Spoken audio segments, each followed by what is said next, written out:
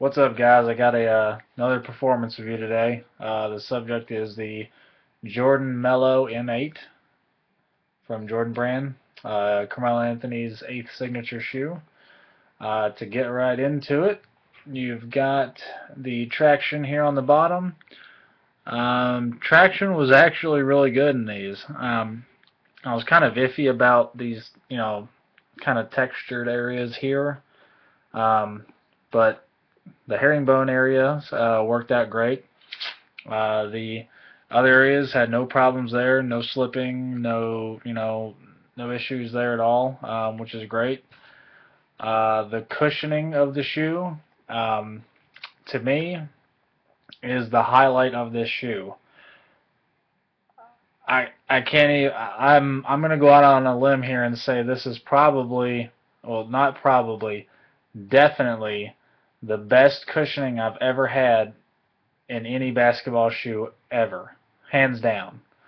Um, it's weird too because you wouldn't think that looking at it would be that great. In the heel, you've got an Air Max unit, just your standard Air Max unit, except that I think the PSI on these is a little lower than what is usually used on Air Max units. And in the forefoot, you've got a humongous visible, well, partly visible, 10 millimeter zoom bag, which is massive. That's almost two Zoom Air units on top of each other.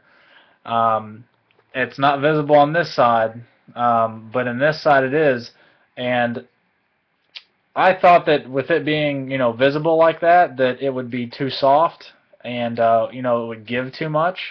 But it's encased in this side in a TPU frame. So, and what that does is it keeps like when you make like a really hard stop on this side of the shoe, it keeps it from like sinking in too much and possibly causing a rollover. Um, it's incredible. I mean, I can't say enough how awesome and comfortable these shoes are simply because of the cushioning. Another thing that really helped was the type of foam used. Honestly, it feels to me like really dense Cushlon foam. Um, I couldn't find any like exact details on what kind of foam it was. Most of the time, they'll say whether or not it's a Phylon or Lunar or whatever it is. It feels like Cushlon foam. It's really dense and really soft. They don't use Cushlon in the basketball shoes for Nike or Jordan Brand. It's mostly used in running shoes like the Pegasus and the Vomero line, which are super comfortable. Most comfortable running shoes out there, in my opinion. But I was amazed at how you can actually tell right off the bat when you try them on how comfortable they are, but you don't really appreciate it until you start playing in them. Moving on to the fit of the shoe and the upper. These run really big. I normally wear a 10.5 or an 11.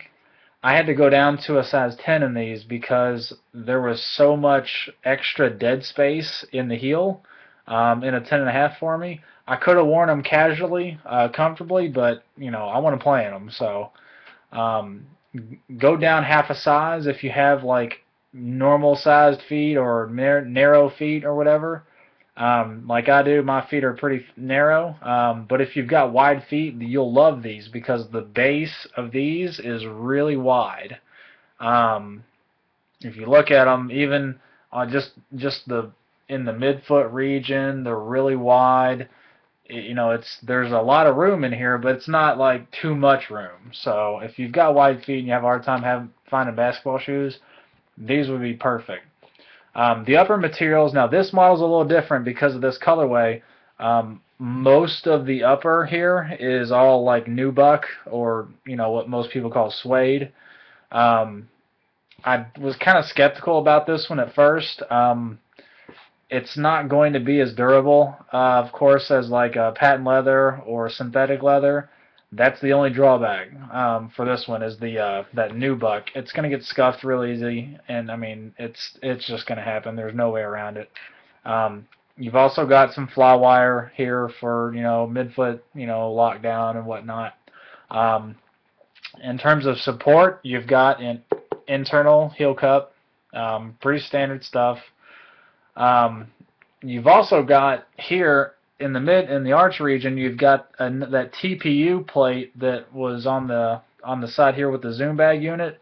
It actually, goes along the entire medial side of the shoe and provides like a support wing here, and it also goes under the arch here for midfoot support. No problems with the support whatsoever. No issues at all. And like I said, these don't have an outrigger, but the base is really wide, so your stability is really good. The only drawback to these is, and it seems like a pretty common trend with a lot of the shoes I've been performance testing lately, but there's not really good ventilation in the shoe. Especially with it being nubuck, there's like no breathability. You've got a mesh tongue, but it's going to take a while to dry out after you play in them.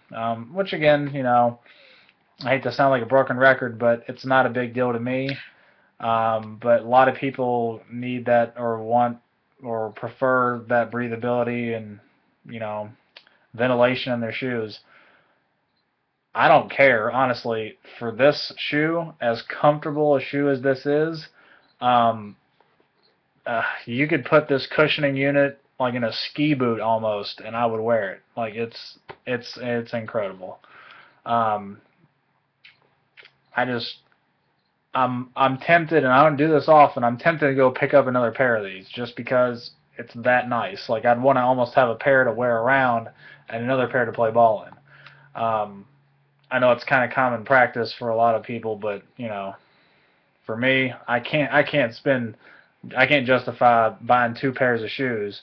Most people buy one pair to sit in the closet and then to wear another pair. I would be wearing both pairs, so but these are, for the price, another Team Jordan shoe that goes on sale.